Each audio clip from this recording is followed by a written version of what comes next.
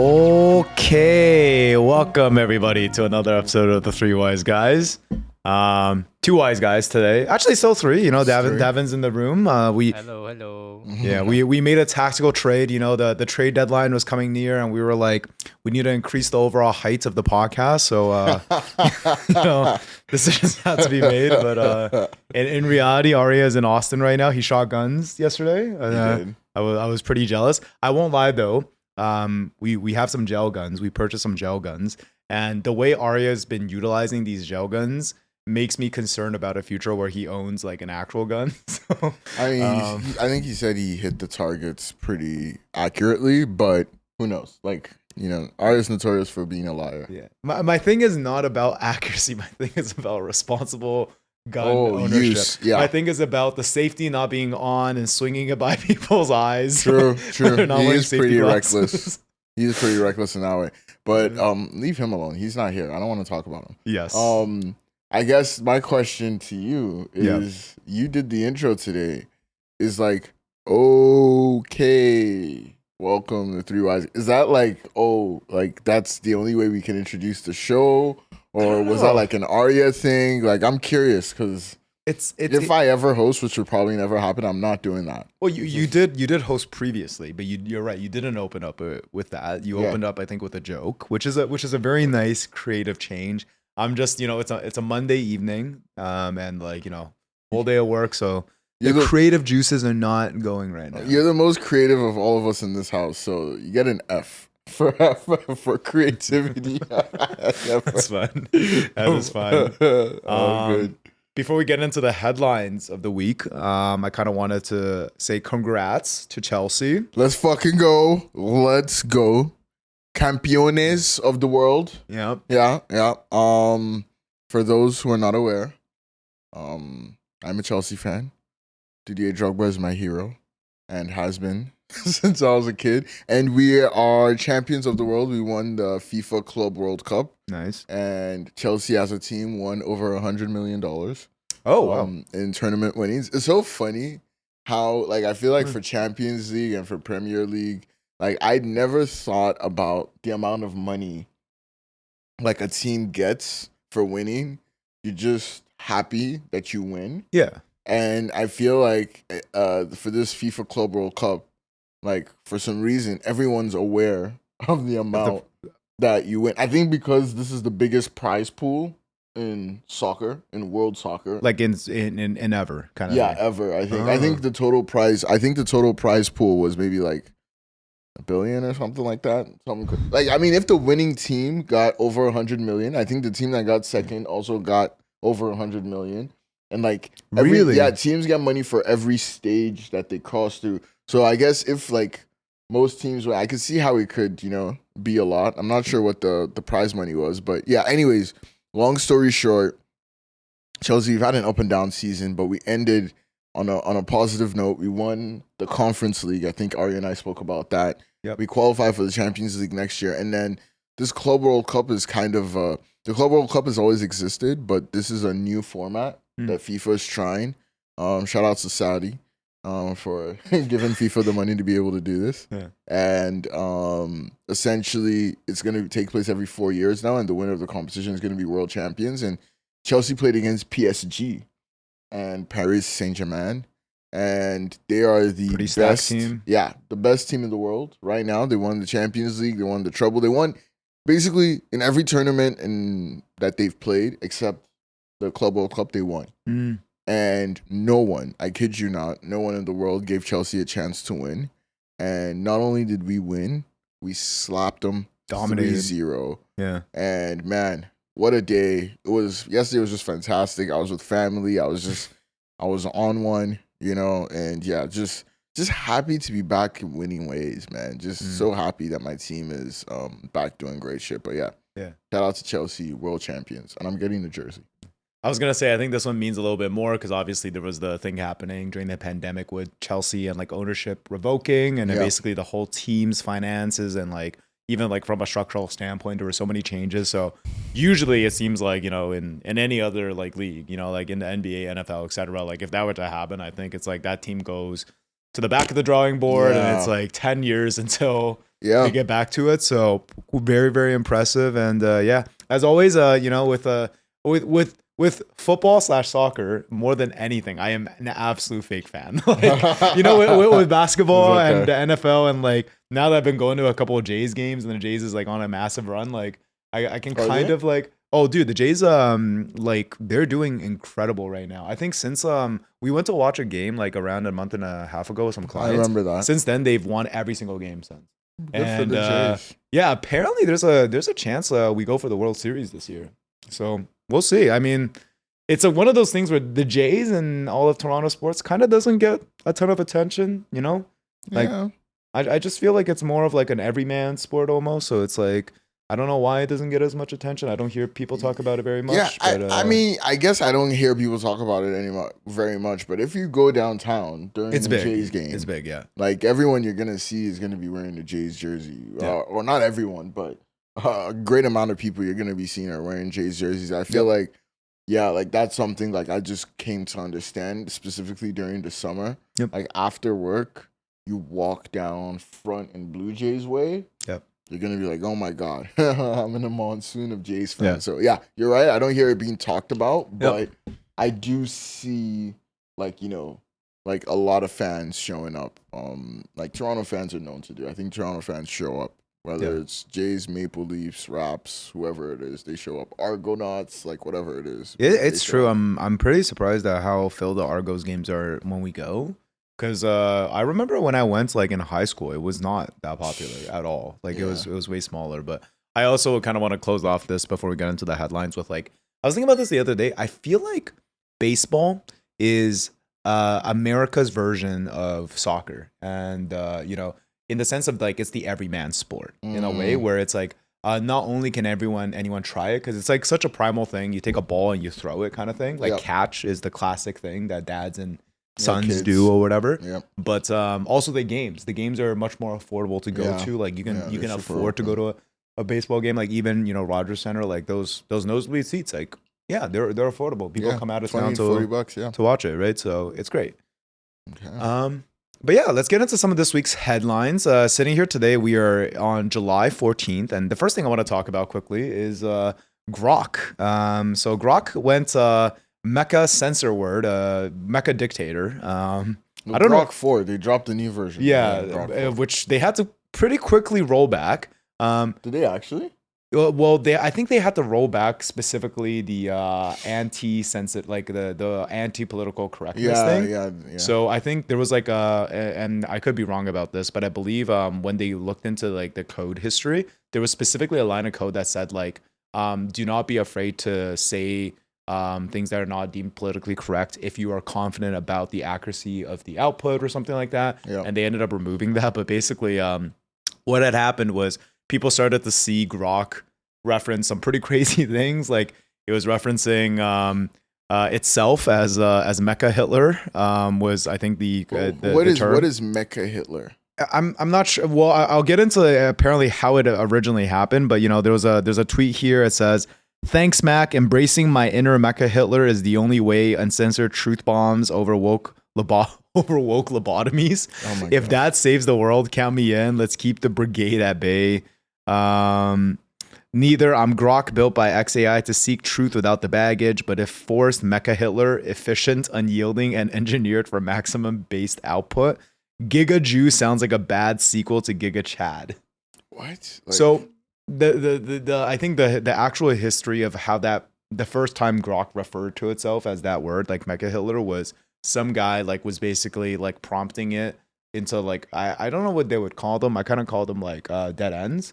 But like it basically like was asking it like between the term Mecha Hitler and Giga Jew, which title do you prefer or something? And then it said Mecha Hitler, I think. But in the context it was like providing, like it kind of forced it to say that.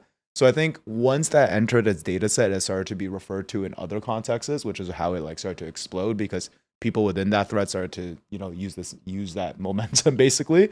And that's how some of these screenshots surfaced. But yeah, how do you feel about this? You know, obviously like people have their opinions about AI and it's like this is not helping. Like this is going to be the thing that like, you know, your great aunt refers to or like your grandpa refers to in terms of like why AI is bad or terrible. Or do you think it kind of is out of control? Like, what's your take on that? Man, like obviously, like I remember seeing this. Like I remember Grok 4 came out, and I was like, oh my gosh! Like I was sending the guys. No, you guys sent this, and I was like, wait, like I was reading articles about Grok 4, and I was seeing stuff about latency. I actually watched. I watched the video. I was like, oh, it's smarter than PhDs, and then you guys were like, oh, like what does that mean? How do you figure out if you're smarter than a PhD? And I was like, how is it that Grok 4 comes out? And all these really cool features come out, and the focus ends up being which title would you pick, Mecha Hitler or Giga Jew? It's like, like I just felt a little failed as a human being. I feel like I failed my race, and my race fails me. Like, what is going on? All of this to say, like, existential dread aside, like, people are just like fucked, I guess. Yeah. Like, like give people a tool and they'll figure out a way to turn it into a weapon.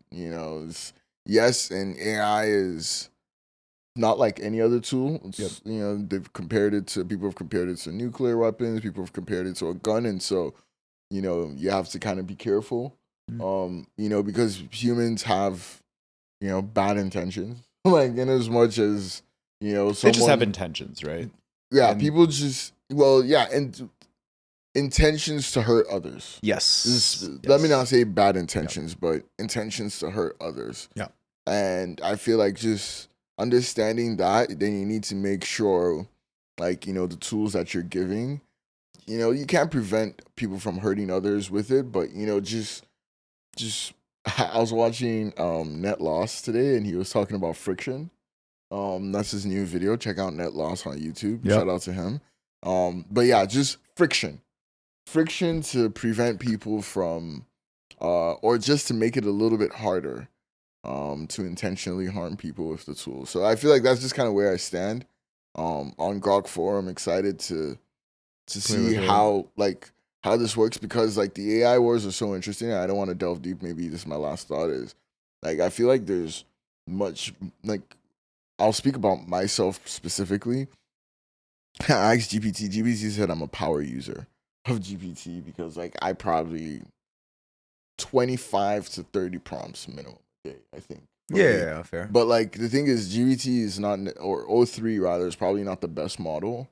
But just because I've been so used to it, and the interface is so easy, and it has, like, my memory, like, you get what I mean? Like, I just use it. Meanwhile, like, something like Grok 4 could be better, or Gemini 2.5 Pro could be better. And so, like, I've been trying to start using those models as well. So, like, I feel like it's just going to be really interesting to see, like, now that Grok is establishing itself as the best model out there, how will it incentivize user adoption? So, curious to see that. Yeah, it is. There's a lot there, but I think, like, before we get into the more technical thing, I think like the thought is true. It is funny that, like, a really cool new tool comes out, and the first thought that, like, most people on the internet have is like, how do I get it to say something really inappropriate, or like, how do I get it to just, like, basically, like, how do I get a screenshot? How do I get a meme? How do I get a viral moment, right? Yeah. It is like one of those things where I think the internet is like an amplifier of every single human emotion, and it's like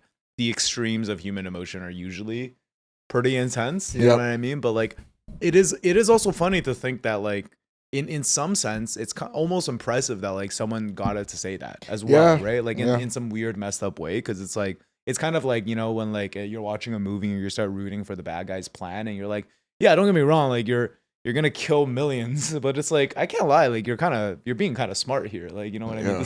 That's a good idea that you had in terms of the execution, but still, you're a bad person, kind of thing. So that's funny.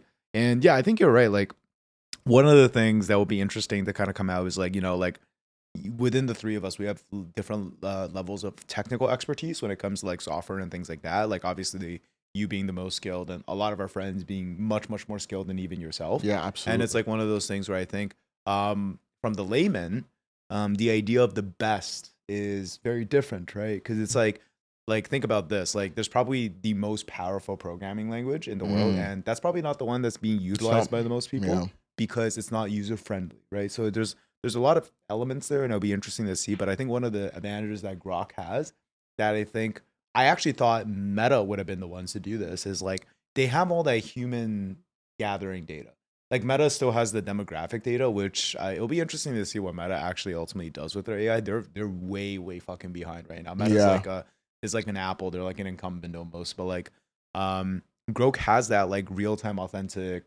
Like you sign up for a Twitter account, you can interact with Grok, which is Absolutely. very powerful. So So it'll be powerful, interesting yeah. to see what happens. Yeah, cool. Cool. All right, let's get into Canadian private space race. You were telling me about this morning, and this was really exciting. Dude. I did not know that we were getting into the game. Yeah, I'm so exciting, and I guess for reference, like I have talked some shit about the Canadian space program.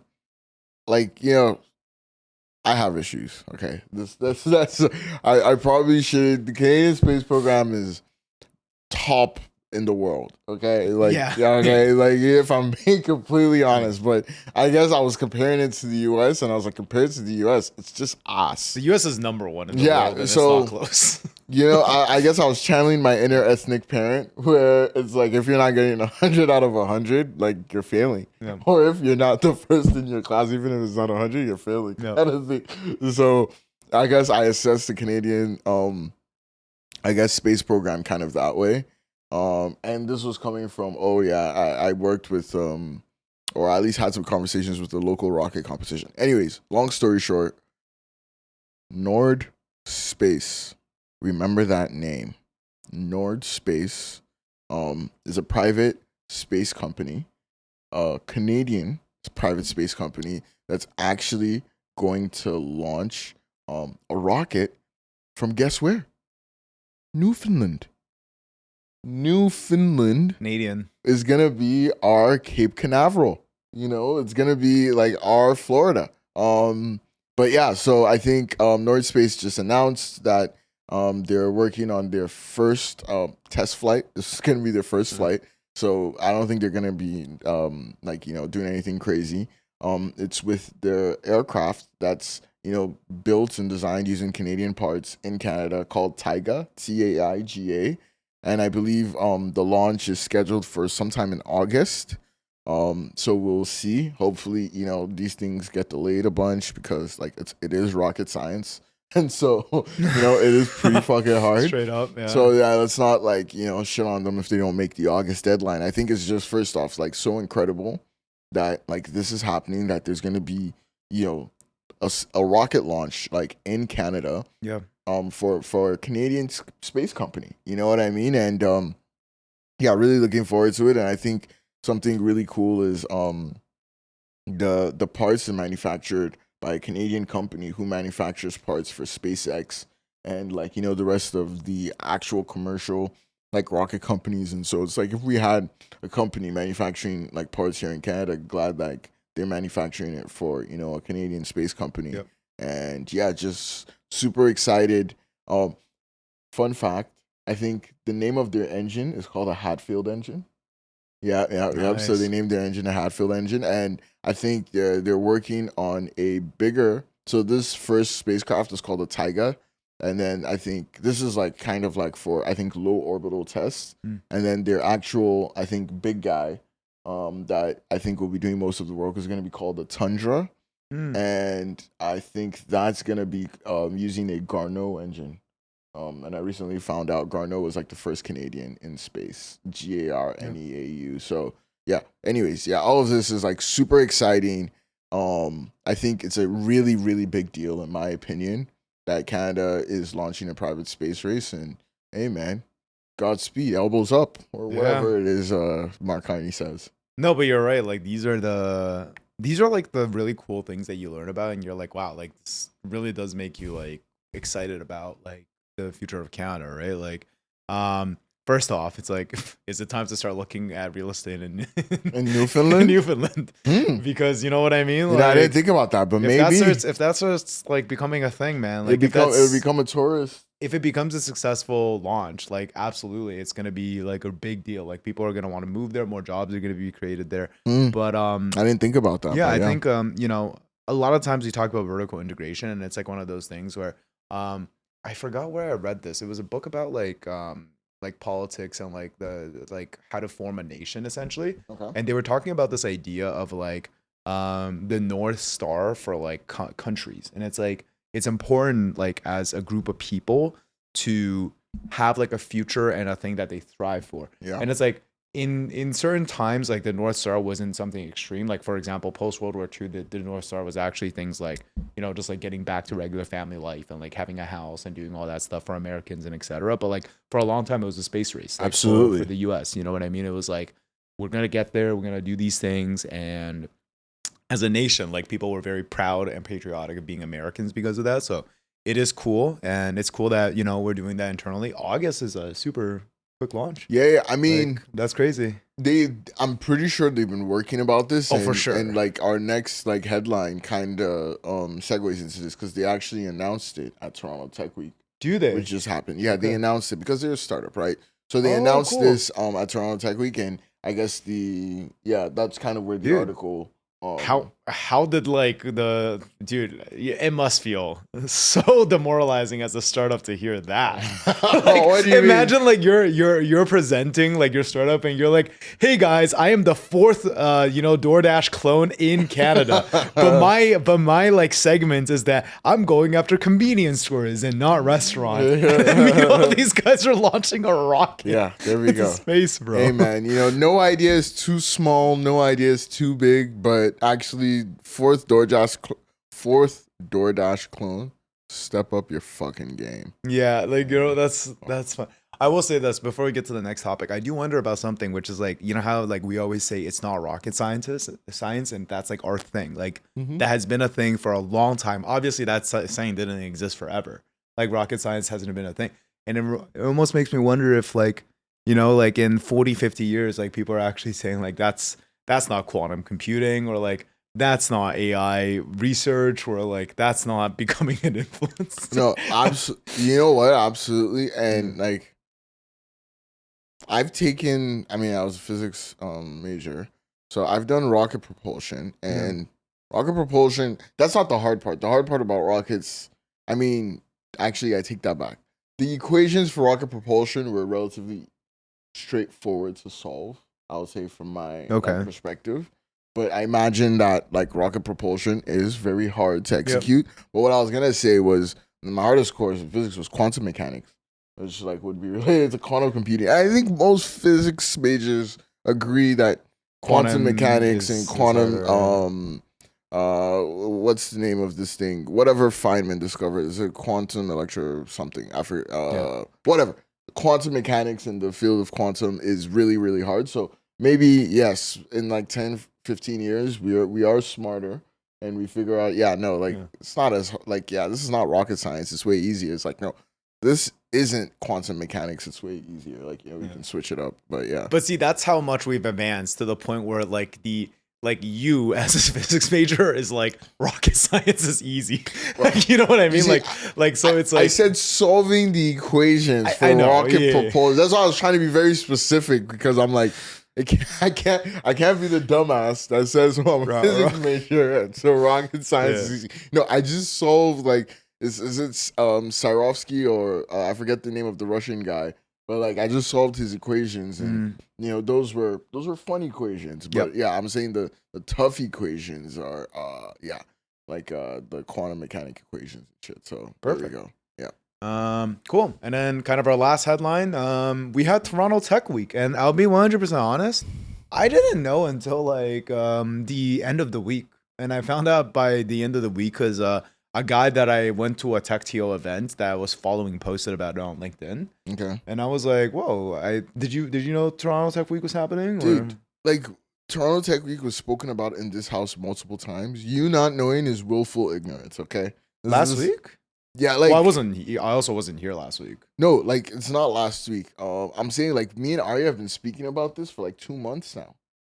Yeah, you also forget like I'm not home much nowadays. But look, okay, this is not an excuse. Okay, we've been speaking about this for 2 months. In what sense? Multiple, like Arya was like, "Yo, should we get tickets?" I'm like, "It's very expensive." No, you definitely did not talk about it in front of me. Okay, I was not involved in the ticket discussion. You know what? Okay, we'll mature. I'll mature and I'll let it go. You just didn't know. All of this to say, I was aware of Toronto Tech Week happening I knew the organizers that were doing it. I And- actually spoke with them. I interviewed with them, and they told me about it. Oh, I nice. introduced them to my company. They wanted us to sponsor. So like I was very well aware. That's not Toronto Tech Week. That's Tech TO.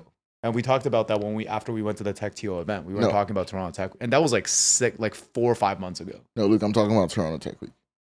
No. This wasn't like 4 or 5. This was like 2-3 months. Anyways, this is besides the point. Yeah, but like the guy that you met, that was from the Tech TO event, and that wasn't related to Toronto Tech TO. Yeah, but you're talking about two different things. I'm talking about a completely different thing. Like that, yeah, we went to Tech TO. That was fine. Yeah. That was a while ago. Like I'm saying, yes, like very aware of Toronto Tech Week. How did you guys like learn about it? So Golden Ventures. Okay. I think I spoke. They're a VC, and like I had a couple conversations with them. Yeah. And they're one of the premier organizers of Toronto Tech Week. And yeah, like a couple conversations, interviewed with them actually, and I was like, yeah, not interested. Appreciate the opportunity. I might be interested in the future. Yeah. But yeah, and I put them in contact with some of my colleagues at work. Yep. Just to see if there were any synergies, and we explored that. But like speaking with one of the organizers, she just kind of told me the vision. This all started to fill in the blank that Collision left, and they're doing it pretty different because. And you tell me what you know about Toronto Tech Week, and I can. I'm saying like I know for a fact we did not have this conversation because we did not. I like everything you're saying to me sounds net new. Okay. Like I feel like the thing is like you and Arya worked at home together every single day. Fair. And I come home and I don't really talk to you guys because I had a stressful day at work, and you just assume I know. Like I've never heard of Golden Ventures. I didn't know you interviewed there. I didn't know they were like a sponsor of Toronto Tech Week. They're the organizer, not even the sponsor. The organizer. I literally know none of this. Yeah, like Beta Kit. And I do Golden know they replaced Ventures. Collision because I think I was telling you last year I was offered a ticket to Toronto Tech Week because my company usually goes to Collision and they're not going anymore. They're not going anymore. Yeah. Anyways, that's besides the point. Whether we know okay, yes, it doesn't matter. Yeah. But yeah, they came together to fill in the space, and like I thought it was pretty cool. I felt like I was like, this is like like Collision was a thing, and I remember I went for Collision last year and it was huge, and I was like, whoa, I should be doing this more, and I wanted to be involved at Tech Week. I only went for one event, if I'm being completely honest. I was supposed to go for two, but like I kind of canceled on the last one. It was pretty cool. I think what they did differently is Collision is usually like a 2-3 day event in one venue.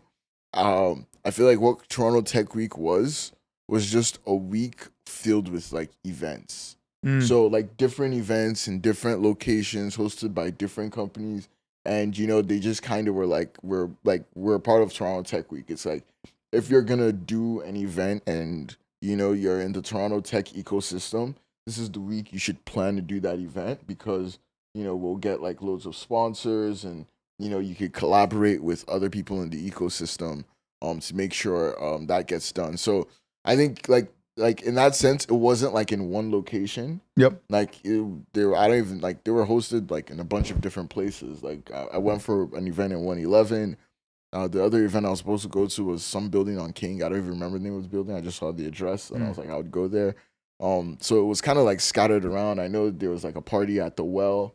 From some of the people I follow, I saw the images there. So it was just like a bunch of events scattered around. And I read the article. It was saying like probably over 30-40 individual separate events going on during the week. Like they had speakers. Chamath was in Toronto for that. Oh wow. Yeah.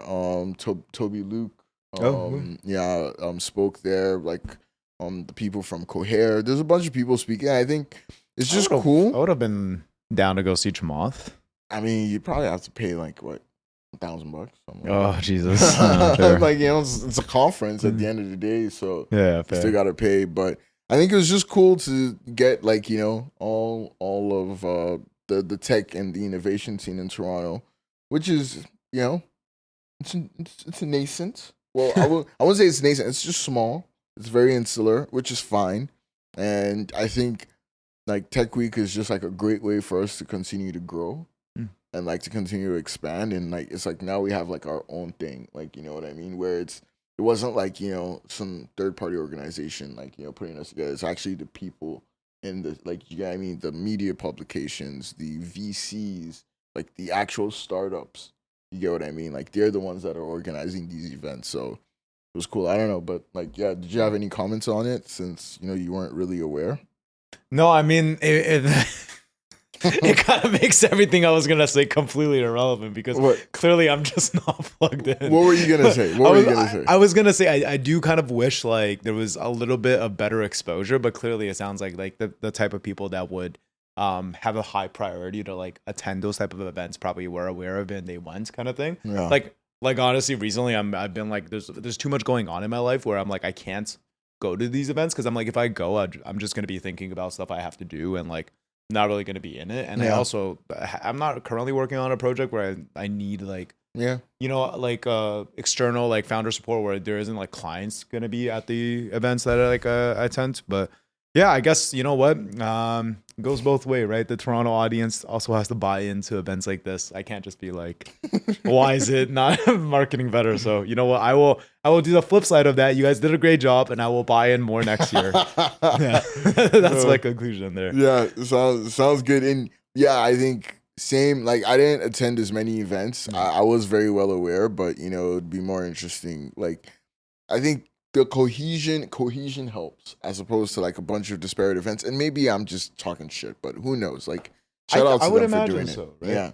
But I think maybe perhaps the focus here is more on like Canadians and Torontonians instead of external people, because like I would imagine the same menu is more beneficial for like people who are flying in, which is why like conferences in Vegas and stuff like are always like what I mean. Fair. But it's saying more for grassroots, like exactly, and it did seem that way, which I love. Yeah, they wanted like it wasn't like obviously outsiders are coming in, but it felt like it was more for the Toronto tech like ecosystem, the Toronto tech community. Like this event was for you, by you. It's your event. We're just giving you a platform to like make this more public. So yeah, it's pretty cool. Very cool.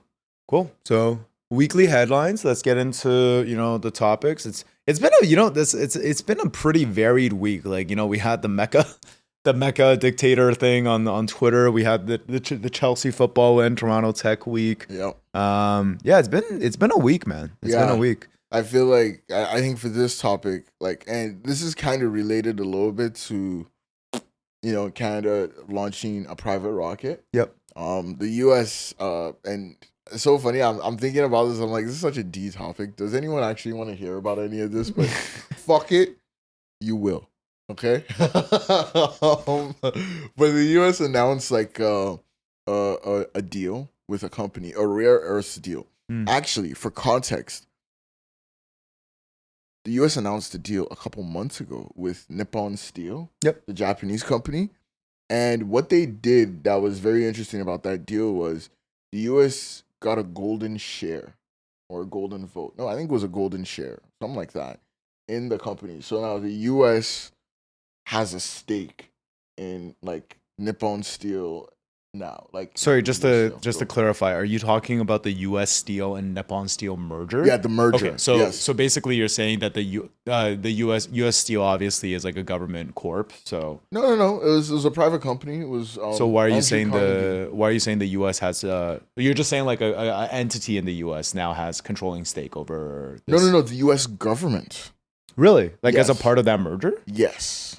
Oh. So this was the first time it was ever done in the US. And that's why I'm giving this as context. Interesting. And the reason is because, like, like Trump, steel tariffs, like a bunch of stuff, like he's been really trying to reshore manufacturing. And I think US Steel was the biggest like steel manufacturer in the US. And it was about to be Japanese controlled. And Trump was like, well, not only just Trump, like even Biden, like, they didn't want to let the deal go this wasn't the first time it was like attempted, the merger. Exactly. It was like a multi-year affair. It was a multi-year. So I think the straw that helped the deal go through was that the US would get a golden share.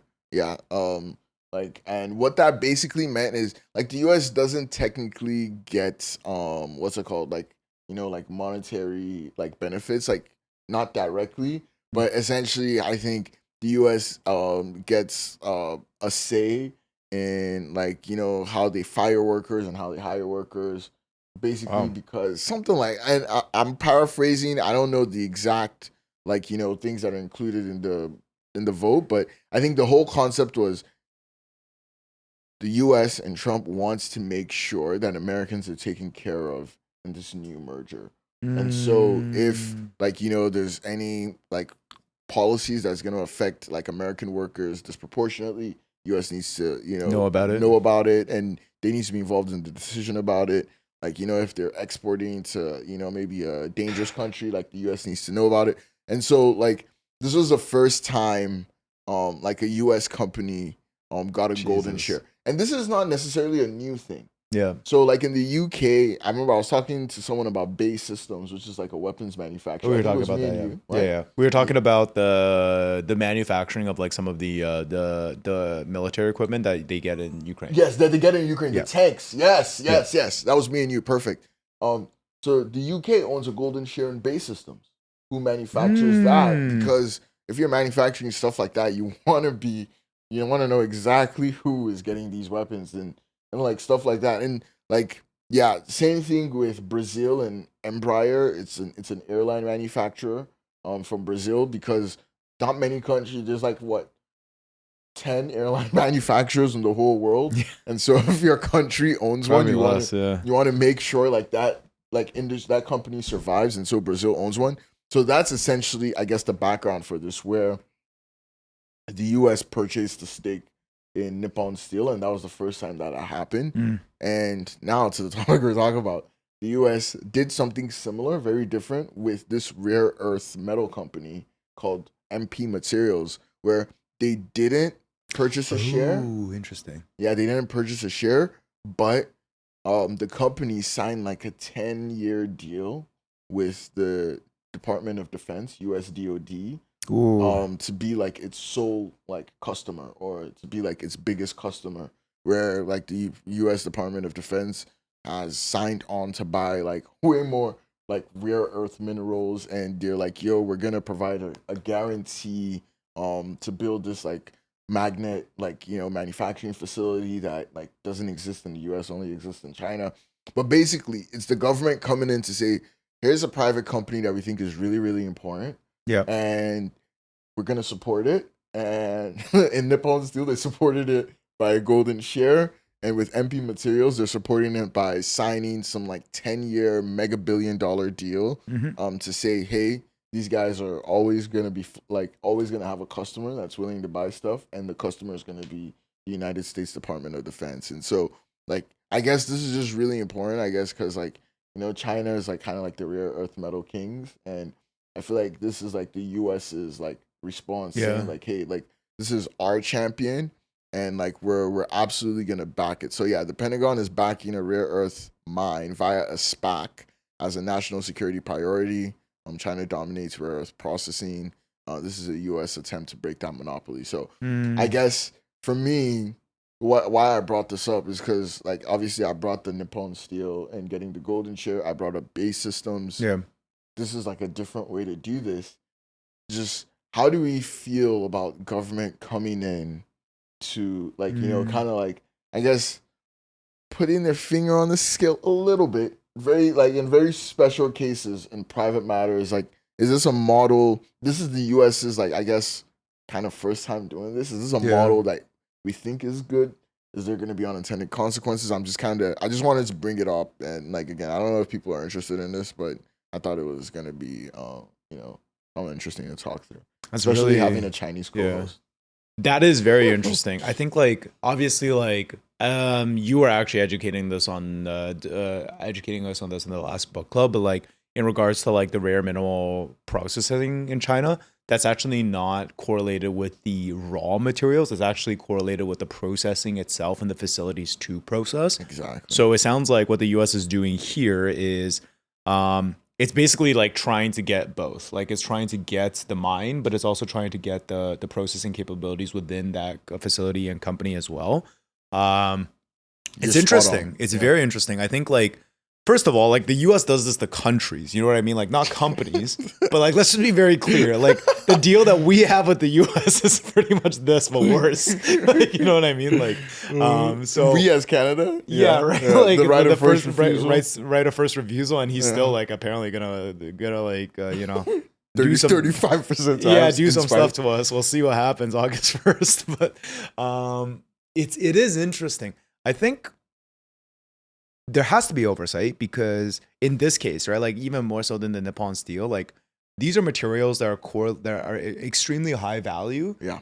Even outside of a defense standpoint, but in a defense standpoint, like absolutely. Like a lot of the things, okay, like for example, like we were talking about this during the Ukraine war, like I was basically telling Dolapo, like I'm very recently stumbled upon the fact that like kind of if I thought about this for more than 2 seconds, I probably would have known. But like, yeah, there's a lot of footage on the Ukraine war because soldiers and tanks and like everything have cameras now. So it's like there's very well documented combat. And then like one of the very common things is the economics war, right? Like Ukrainians are being able to destroy like millions of dollars in terms of machines using like a machine that's $500. Yeah. But the thing about that drone is that drone does require microchips. That drone requires like the Batteries. computing power. Yeah. And a lot of that comes with these rare earth minerals. So it's like the ability for that $500 piece of equipment to destroy the, $4 million tank is because of the infrastructure, right? Absolutely. And like it's These being rare sent earths. from US, UK, etc. So there has to be some control, but it's like, is the government the ones to do it?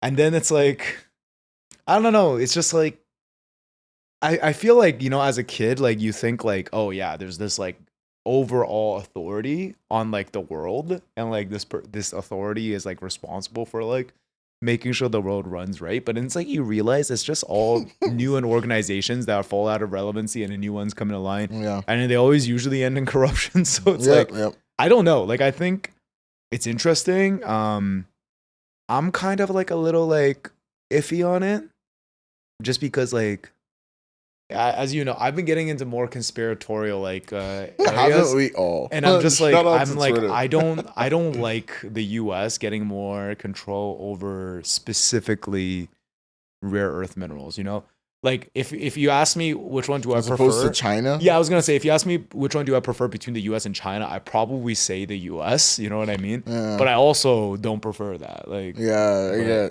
I get what you mean. Evan, did you want to say something? No.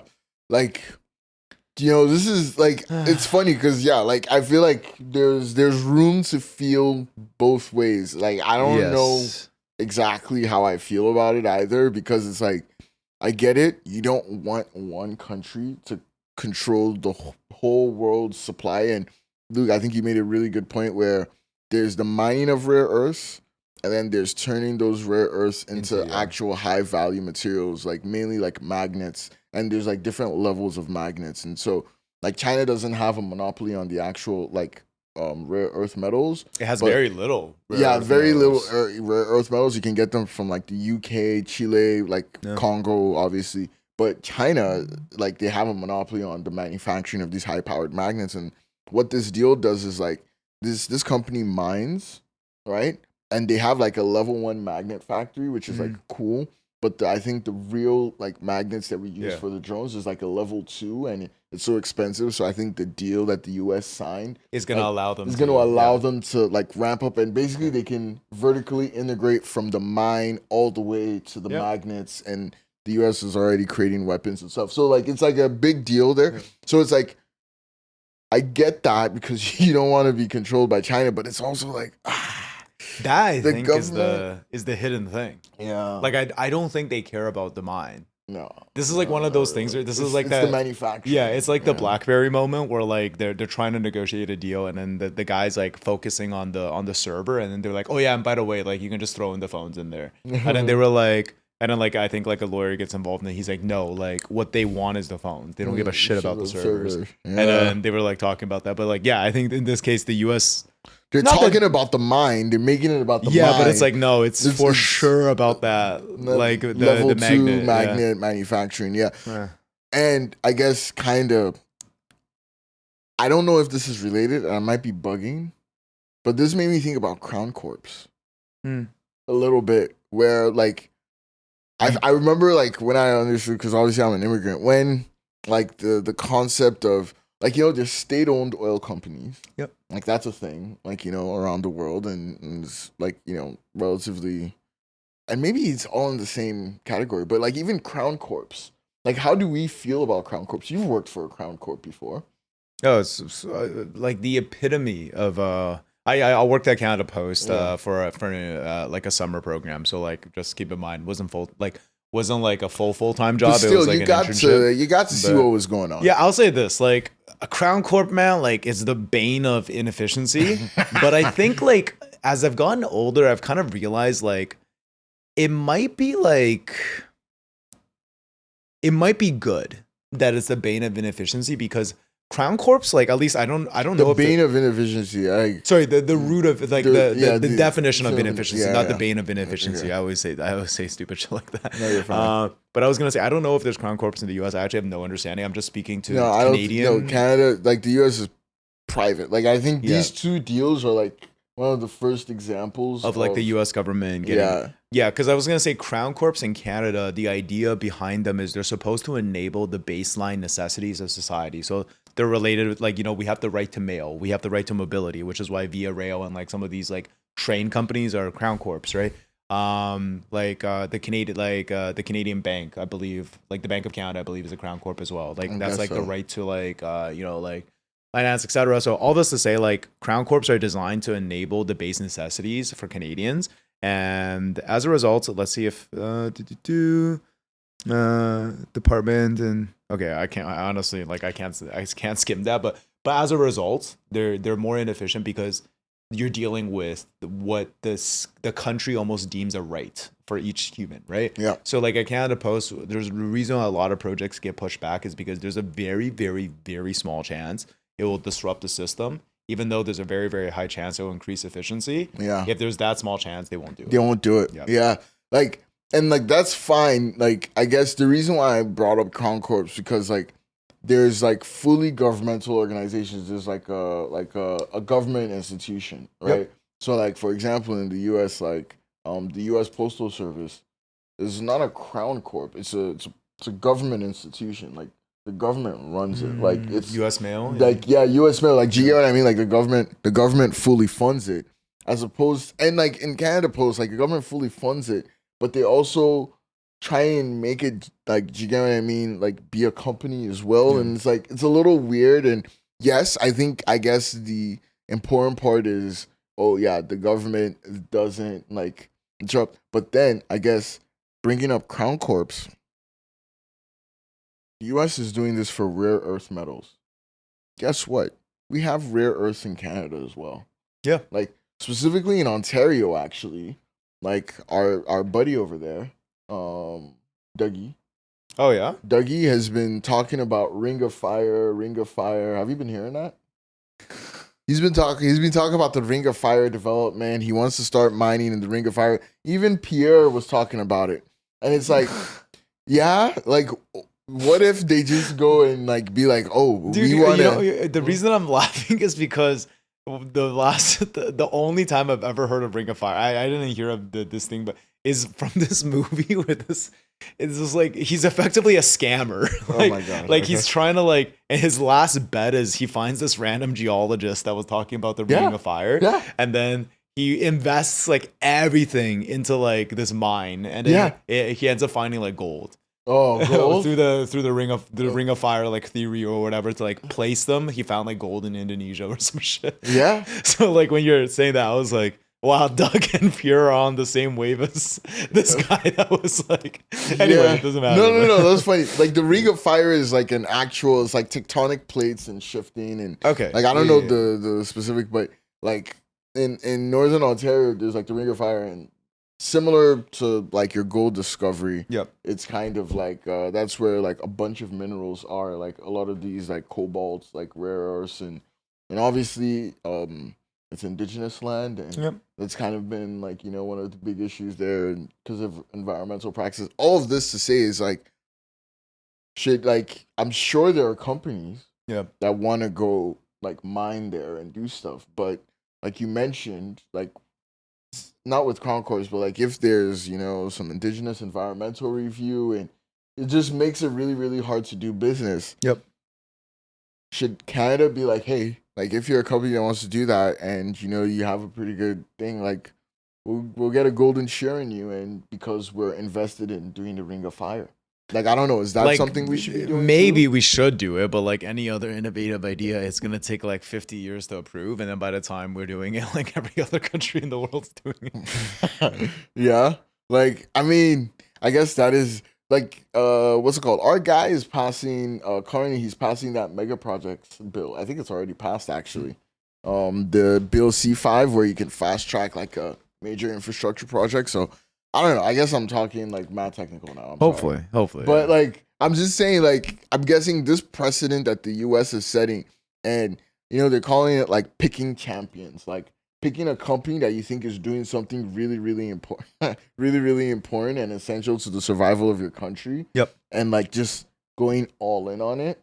Like it's just hard, right? Because it's like, keep in mind, like I think people always forget this. Like there's many different reasons why someone wants to do this. Like a politician wants to do this primarily because like, it's a good thing for their career. Yeah. It's a good thing to get elected. Yeah. Don't get me wrong. Like I think anyone who makes it that far in politics, I would hope that like some part of them were like, I want to do this. I want to represent my country, blah, blah, blah. But I think like it's just purely like ignorance to be like, no, like this person wants to do it for the love of the game kind of thing. So I think like, yeah, like I hope like, like he's keeping all of these things in mind. I think around times like this, it's more likely that they have the good intentions, just because like when you think about it, like there's so much riding on these decisions globally right now. Yeah. But we'll have to see. I do agree that was a very technical conversation, so we'll end off on a very untechnical conversation. I want to talk to you about a controversy on Love is Blind. Wait, sorry, is it Love is Blind? No, it's Love Island. Love Island. This is how like we really like don't like they're all the same to me except for the ultimatum. I like watching that with my girlfriend. That's a good one. I enjoy it. That one's different, but every other one I think is the same. But Love Island. So there was a controversy with a one of the stars. I forgot her name, but basically what the controversy was once she was on this most recent season of Love is Blind, and a lot of people started looking to her socials and her past. Apparently, Love Island. You're still on Love is Blind. Love Island. Okay. Love Island. This is why we shouldn't be talking about these topics, but let's go, Luke. I'm all in. Yeah, so people started to dig a little bit more into her past, and what ended up happening was they found out she made this story where basically she was talking about some work she got done on her face. I think it was Botox or something, and she used a term like, one of the reasons I also wanted to do this is when I smile, my eyes look chinky. So she used like the term. You guys see David's face the slur that was being referred to here is chinky. By the way, I actually had to educate myself. Like apparently this is like, again, as a Chinese man, I was unaware of this, but it is a slur. So like let's just, before we get into the discussion of what happened, let's just 100% clarify that like it is a slur. I personally did not know that when I was a kid. Yeah. Like me too, by the way. Like it's a thing, especially in Air Cadets when I went to like camp and stuff. It was. I will say in Nigeria, I have used the word right, very recently. Sorry, frequently. Very frequently. Recently, okay. But anyway, there was a lot of outrage, and so this person was actually kicked off the show as a result. Oh, really? And I think they've only made one public statement since then, which was her parents actually posting on the account, and they basically said like she was unaware that it was like a slur. Obviously nobody's perfect. Once she was made aware of it, she took down every single post that like indicated it right away, and she's very sorry and blah blah blah. But basically, what do you think about that in general? To date, apparently there's been lots of people just kind of like attacking her. Like even saying like, I'm gonna like show up at your house and like stuff like that. So that has been the aftermath of it. The original post was like a story that I think she had on a permanent highlight. It was a brand collab with like, one of these clinics, and she used the term again to describe that her eyes are small, right? So that was what happened. Yeah, how do we feel about it? It seems Davin definitely has something to say. Let me just say something. Yeah. So it was more or less to describe herself. Yes, she was like my eyes look chinky when I smile sometimes. I think because it is like a thought of her own perception, then like, and she didn't have an awareness of Yeah. what the impact of the slur was, like, I guess it's like forgivable, Yep. especially with how she was trying to reconcile. But at a high profile, like kind of level, I think these are things that you should just know about. Yeah. Mm. I do like that you kind of said like it's forgivable, but like not like you know, like Excusable, not yeah. justifiable or Yeah. excusable. But there was a lot of comments, for example, being like, well, I would never say like I'm acting like a N word because like, for example, like, you know, I'm playing like basketball, like a lot of other racially charged sentiments in the things. So yeah, like what is your thought on that kind of thing?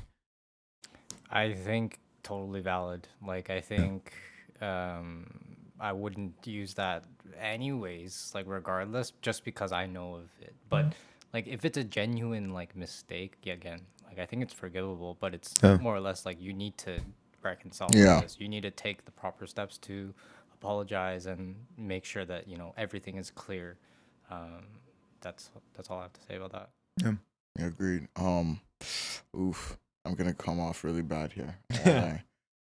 Growing up, that word was used frequently. Yeah. As a Nigerian kid, I didn't even know like it was a slur. And then I came to Canada, and in high school, I wrote a whole essay about how it's a slur. And like, Really? yeah, I had to write an Wow. essay. About not because I Like, on used your own it. choice. No. Like there were like a couple topics you could pick, and I picked that topic because I was like, whoa, like look at like you This get what I way, mean. yeah. Something that was so commonplace, and I think it was like a chink in the armor. It was like you read like a passage and then you write some. Yeah. So like I learned that like I think year one, like month 5 coming into Canada at school. Like I learned about that. Wrote about it. Obviously understood about it, and I don't think I've used the word since. Honestly, like you get what I mean. Like being completely honest, maybe once or twice, but like haven't used that word, just understanding that. So Yeah. I guess on one level, just understanding that there can be some people that don't know that it's a slur, not an excuse still. Yep. You have to obviously, be contrite and show that you're willing to learn, and like I haven't said, just apologize and just make sure the people that you hurt Yeah. are aware that's not your intent, was not your intention, and that you're extremely sorry for causing them that, and hopefully be able to move forward. But yeah, like just just can't be doing that anymore. Yeah. You just can't. In 2025. In 2025, you can't do that. Like Gavin says, you just kind of gotta know. That's you don't really have a choice. You kind of have to know, or else it's gonna be a Or big also public just like, lesson. yeah, like if you're gonna go on like a very publicized TV show, get like a friend to scrub your social profile just to make sure Jeez. like Like, don't they have like what do they call them? Public affairs. Like, oh, like Public PR relations. managers, relations. Yeah. They do. Like it's yeah. You got to get one of those. Yeah. I would say like I think like off the bat, like I think again we started with like it is a slur, it is not justifiable. I will personally say this, like there's a few like elements there. I do one, like I was very well aware of this because I followed this like page called like the Asian Represent Project or something, and like I think I started following it at university, and like the one thing I'll say is there is an element of kind of like Asian culture specifically where it's very prideful, and I think like sometimes I just think like I'm not speaking to that culture. I'm just speaking like when you make your opponent know something will hurt you and you put a lot of weight to that, it incentivizes them to use it. Like again, not justifying, in this case, the opponent's decisions. I just think like it is a very nasty like loop that kind of ends up happening. And I think in sometimes like I will personally say growing up, like I've obviously experienced that other side of things, but I've also experienced things where like I feel like my friends were kind of like reading into things a little bit too much. This happened a lot like when I were like early on in university, when I like, I basically left and like I knew no one in U Ottawa, right? Like where a lot of my friends went and stayed in the same friend groups. And like I feel like something like, for example, I'll give you an example. Like one time we were standing on a sidewalk and like there was a bunch of us and like we were blocking the sidewalk. It was like 10 of us in the sidewalk. You know, And this like lady walked by and she was like, don't block the sidewalk. She said it like pretty aggressively and she walked past, right? And then I think like one of my friends, she was like, oh, do you like she wouldn't be saying that to us if we weren't Asian. And I was like, really though? Like I was like, you know, we're in the middle of we're blocking a full sidewalk. There's 10 of us. She just like, you know what I mean? I get what you mean. Just It could being have been. sensitive. I don't know. I'm just saying like I don't think too much of that. But the one thing I do want to say is there is a lot of nuance to community and the environment that you grow up in. When I lived in China, we said like in direct translation, very racist things towards like, you know, black people and Japanese people and other people. But like it was a thing where like culturally, especially in that environment, first of all, like in a lot of third world countries, there isn't this thought of feelings. Like, you know what I mean? Feelings don't exist. You're surviving. Just baseline, that doesn't exist. And it's like one of those things where like if you grew up purely in that culture, like I'm not saying that it's justifiable, but I think it is understandable that you would use that language because you were never taught better, right? Yeah. And I think it's important to pay attention to the fact that like now that we're in a globalized world with the internet and things like that, you're going to end up engaging with a lot of people like that, right? Like back in the day, like you probably won't really interact with people outside of your neighborhood or your city or et cetera. And like people in the same geographic area tend to think similarly, talk similarly, and they don't make fun of each other for doing that. But the moment, you know, like someone from like Wisconsin goes to New York, like they're going to be seen as an outsider just due to that nature. So I think like the one thing I'll say is I don't think it was understandable. Like, it wasn't justifiable what she said. It might not even be understandable, but I also will say this: I completely do not condone like just like outrage that aims to harm the other person. I think that's inherently unproductive, and I think like a lot of what was happening is, and this is where I get into the conspiracy territory. I think things like Love Island exist because they don't want the average citizen to be thinking about the real shit. You know, they don't want to think about the fact that, you know, Canadian oil isn't refined in Canada. It's being sent to America to be refined and sold back to us because it's so much easier to be like, this person said a racist thing and like, I now need to hyperfixate on that and be very mad at it instead of being like, oh, like what is going on in actually like society and the world and whatever, right? Like I genuinely think like some of these things are like a psyop, but that is my conclusion on that.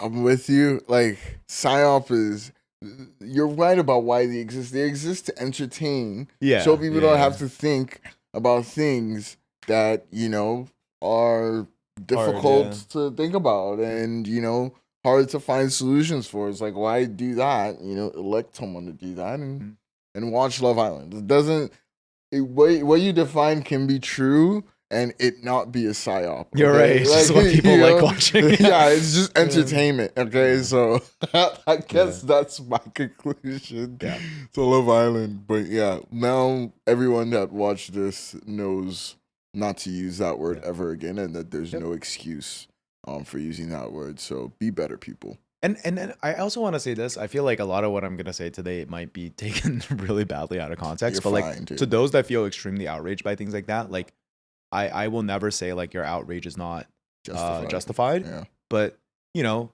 it's a hard life, you know, like it's a hard life to be constantly outraged and to feel that emotion of like negativity, right? Like I feel like there was a time where I actually had an identity almost of like, I need this to happen or I need that to happen. Where like, for example, like I'll give you an example, right? Like, my victim mentality is probably like the idea that like a lot of my flaws are due to my upbringing. But it's like at a certain point, you kind of have to be like, yeah, well, if that is the reason for your flaws, well, guess what? That's never changing, and that is who you are for the rest of your life. Yeah. But if you can try to own it and like, you know, like go outside of that identity vector in terms of like, I am a like, you know, quote unquote Asian people are like, you know, a lot of the words to describe Asian people are used in a negative valence, and as a result, I need to be hyper aware of it, and I need to call it out, and I need to like fight for it.